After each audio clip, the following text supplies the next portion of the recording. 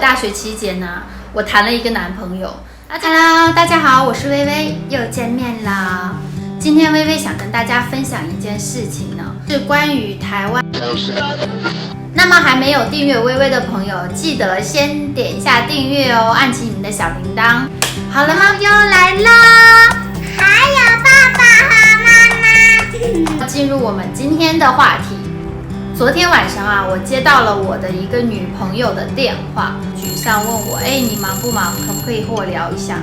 结果她就跟我说，薇薇啊，我先生从2个月之前开始做机身了。他对我说的那一瞬间，即使说我是旁观者，我的脑袋也是，哈，什么机身？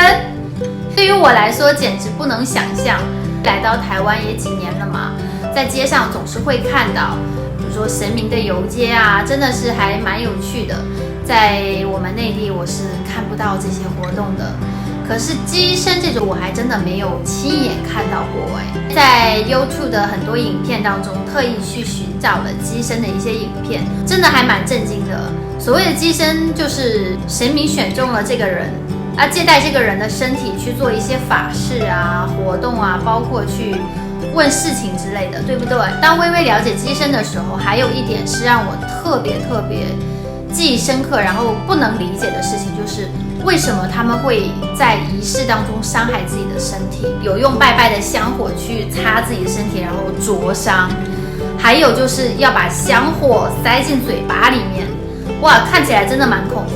包括我看有一些五财神、三太子，还有一些什么娘娘，他们会用那个铁锤啊锤自己的后背或者是锤自己的头，直到流血为止。他用这种形式展现出来，意义在于什么呢？如果有朋友知道的话，可以下方留言跟微微说一下。那我这个朋友在跟我说他先生这2个月在做这件事的时候，对于我也是一个已婚妇女来说，真的是一个晴天霹雳，一道闪电从脑袋中间划过，整个人都懵掉。因为我这个朋友还有2个小孩，而且嘞，他的生活的物质方面呢，也不是说很优越，还在住着出租房，2个孩子呢也都还小，先生的收入也平平。我的这个女朋友为了减轻老公的负担，还起大早去工作，这个女孩子做得超棒了。这2个月，她说她的先生回到家中，能够有一个完整的家庭生活，看到她就仅2个小时而已。而且这2个小时中间，她老公会自己上厕所，自己去洗澡，然后嘞，简单的和小朋友聊一下天，或者说是整理一下自己东西，就出门了，就去所谓的庙宇修行。修行到什么时间回家，还真的不知道。到后半夜什么时候回来，没有人知道，或者说他根本就没回来。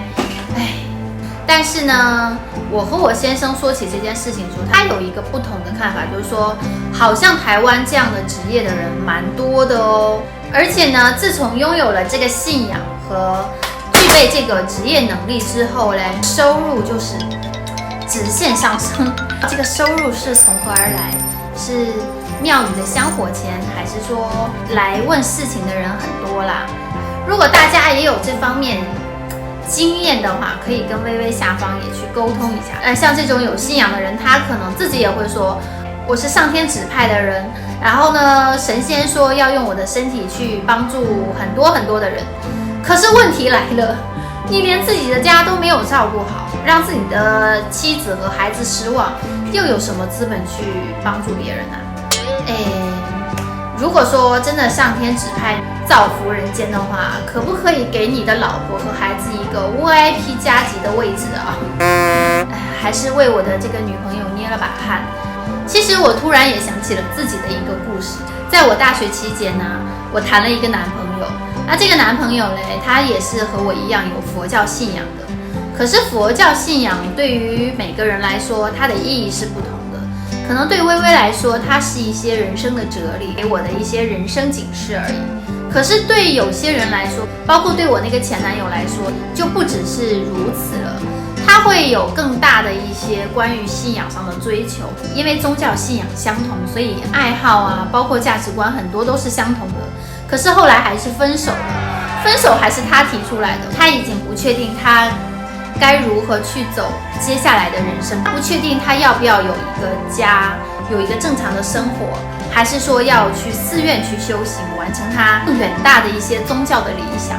昨天晚上接到我这个朋友的电话之后啊，我就回忆到了这段感情，突然觉得，这个男生，还不错。现在真的想起来，还是要谢谢我这个前男友放过我一马。更奇葩的是，我问我这个女朋友，那你们两个恋爱的时候，你没有发现他有这个特殊的体质，或者说他已经有这方面的信仰了吗？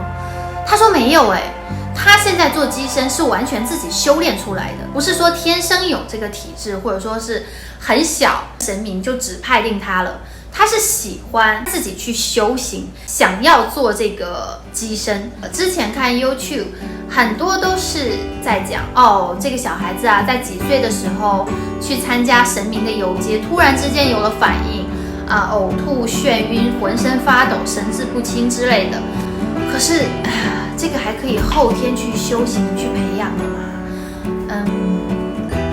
如果有朋友正在收看我的影片，也不妨跟微微讲一下，到底有没有这样刻意的去修炼的这样的人啊？总之啊，就是昨天晚上和我朋友的通话，让微微也替他捏了一把汗吧，希望他可以被岁月温柔以待。那么以上就是微微今天的分享。大家如果对这件事情有任何自己的看法，不妨跟微微说一下，也替我这个姐妹出主意，该怎么办？一定记得点一下订阅哦，按起你的小铃铛，也希望大家多多和微微留言互动。那么拜拜啦，请期待微微的下次影片吧。我是